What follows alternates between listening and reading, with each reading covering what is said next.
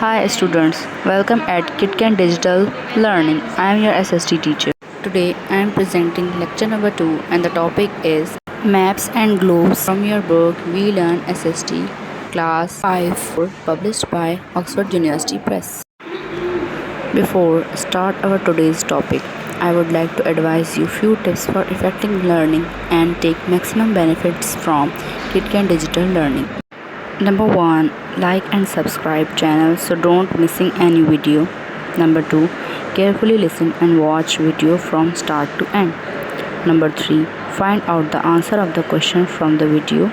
May watch multiple times video till find out the answer. Let's start our topic. Maps and globes. A map is a drawing or a plan of the Earth's surface or part of it showing continents, oceans, countries, cities, mountains, river, etc.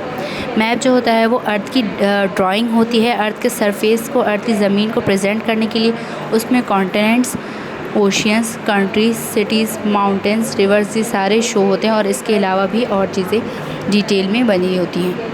Although generally maps are flat representation of the Earth's surface, they can also occur the shape of a sphere or a ball called a globe. Map जो होता है वो flat paper पे represent की गई होती है अर्थ की surface.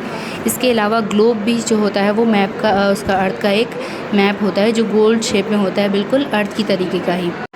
A globe has the map of the world on its surface and usually fixed on a stand so can be turned. It represents a more accurate representation of the earth than a flat map since the map is almost round in shape. Map जो होता है वो अर्थ की तरह का ही होता है, एक स्टैंड पर फिक्स होता है. इसको आप टर्न कर सकते हैं, जहाँ आपको देखना हो उसको आप टर्न करके मैप में देख सकते हैं. ये जो है बिल्कुल एक्यूरेट रिप्रेजेंटेशन ऑफ द अर्थ है, यानी बिल्कुल अर्थ की तरह ही इन्होंने बनाया हुआ है. फ्लैट मैप में भी आप अर्थ देख सकते हैं, लेकिन ग्लोब जो होता है वो बिल्कुल अर्थ की तरह राउंड होता है. इसमें आप पूरा प्रॉपर अर्थ को देख सकते हैं. A map whether flat or in the shape of a globe has lines, words, symbols and colors that show the feature on the surface of the earth. Each feature is reduced in size so that it can be shown easily. For example, 1 centimeter on the map may show a distance of 100 kilometer on the surface of the earth. Map चाहे flat हो या globe की सूरत में हो, उसमें lines, words, symbols, colours और features बने होते हैं अर्थ को शो करने के लिए. जैसे अर्थ की जो इन्होंने फीचर्स हैं वो रिड्यूस करके इन्होंने मैप में बनाए हैं. जैसे 1 सेंटीमीटर होगा तो उसका मतलब होगा 100 किलोमीटर अर्थ का सरफेस.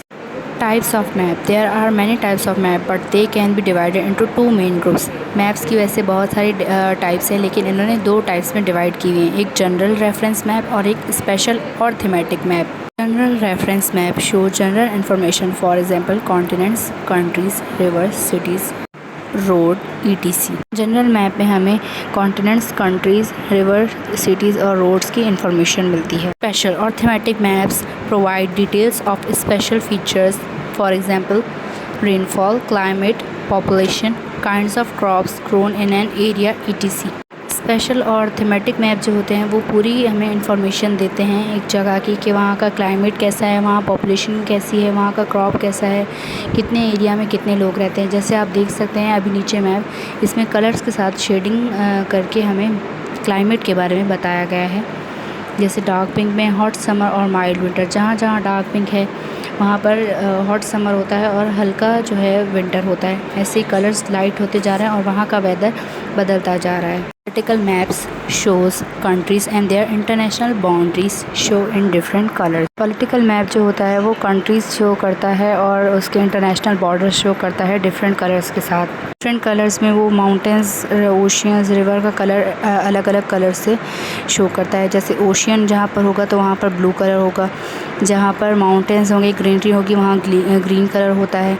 जहाँ पर लैंड होता है, ज़मीन होता है, वहाँ ज़्यादातर ब्राउन कलर करते हैं. Physical maps show the feature of the earth surface. Different colours are used to show mountains, oceans, rivers, desert.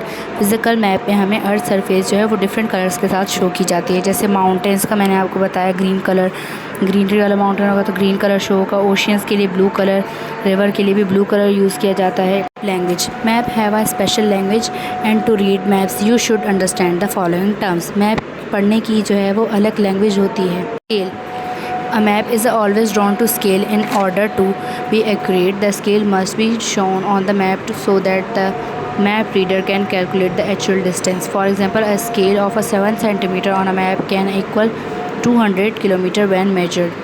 Scale जो होता है वो मैप देखने के लिए बहुत ज़रूरी होता है ताकि उसकी एक्यूरेट हमें बिल्कुल सही इन्फॉर्मेशन मिल सके। अब मैप जो होता है वो हमें रीड करने के लिए बहुत इंपॉर्टेंट होता है ताकि हम लोग डिस्टेंस जो है वो कैलकुलेट कर सकें, फासला कैलकुलेट कर सकें। जैसे 1 सेंटीमीटर की लाइन है तो वो इक्वल होगी 200 किलोमीटर। 1 सेंटीमीटर अगर आपको मैप में शो हो रहा है तो वो 2 किलोमीटर के बराबर मेजर्ड होगी। Graphic scales show the distance using a straight line on which distance have been marked. Each mark represent a certain number of a kilometer. Graphic scales जो होता है वो डिस्टेंस शो करता है स्ट्रेट लाइन से और इसकी एक अलग सर्टन नंबर होता है किलोमीटर के हिसाब से। जैसे नीचे आप स्केल में देख सकते हैं तो 0 से 20 किलोमीटर तक स्केल ड्रॉ हुआ है, फिर 20 से 40 किलोमीटर तक, 40 से 60, 60 से 80 और 80 से 100 किलोमीटर तक स्केल में नंबर शो किए गए हैं। A key on a map explain the symbols use to a map. की जो होती है वो हमें उस पर सैम्बल्स होते हैं जो हमें मैप पढ़ने में आसानी देते हैं। अब की में आप देख सकते हैं ग्रीन कलर जो है वो प्लेन यानी मैदानी सतह दिखा रहे हैं। जहाँ येलो एरिया है वहाँ पर रेगिस्तान है। माउंटेन्स को इन्होंने माउंटेन की शेप दी हुई है। रिवर में ब्लू लाइन है। इंटरनेशनल बॉर्डर्स जहाँ कनेक्ट हो रहे हैं वहाँ रेड लाइन है। जहाँ प्रोविजनल बॉर्डर हैं वहाँ पर डॉट डॉट्स हैं रेड कलर के। और जहाँ लेक्स हैं, झीलें हैं, वहाँ पर इन्होंने आउल शेप का इन्होंने ब्लू कलर का शेप बनाई हुई है। Symbols provide information about the area represented on a single map. The symbol may be in the form of lines, dots, circles, square, triangle, words, letter, or a color. Dots or circle are generally used to indicate a city or a town. Sometimes a tree symbol is used to show the forest. See the symbol in the key with the map above. जैसे मैंने आपको बताया कि sample जो है वो information provide करने के लिए होता है। अब ये किसी भी शेप में हो सकते हैं, लाइन हो सकती है, डॉट हो सकता है, circle, square, triangle, words, letter, colours, किसी भी तरीके के सैम्बल हो सकते हैं। अब आपने ऊपर मैप में देखा इन्होंने जहाँ पे माउंटेन्स थे वहाँ इन्होंने छोटे छोटे माउंटेन्स बनाए हुए हैं। जहाँ ट्री इन्होंने शो किया है वहाँ पर फॉरेस्ट है। जहाँ पानी का साइन है वहाँ पर लेक्स हैं या रिवर है। ये इन्होंने छोटे छोटे सैम्बल्स बनाए हुए हैं ताकि हम लोगों को मैप रीड करने में आसानी हो। Colours on a political map colour are use to show different countries. Political map जो होता है उसमें डिफरेंट कंट्रीज़ शो करने के लिए कलर्स यूज़ होते हैं। फिजिकल मैप में कलर्स जो हैं वो हाइट और डिफरेंट प्लेसेस वगैरह शो करने के लिए यूज़ किए जाते हैं। डिफरेंट शेडिंग जो है वो कलर्स की इसलिए यूज़ की जाती है ताकि हमें पता चल सके कि यहाँ पर लैंड है, यहाँ पर सी है। ब्लू कलर जो फिज़िकल मैप पर ज़्यादातर होता है वो वाटर को इंडिकेट करता है, जैसे रिवर, लेक, सीज़ या ocean.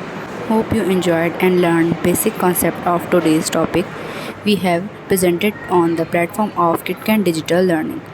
Don't forget to find out the answer of the question and reply answer of the question on within 24 hours to maintain your summer vacation learning project. Marks as total 10 marks in your final term exams based on reply all questions. Hope to see you in next topic and learn more new concepts. Thank you and bye bye.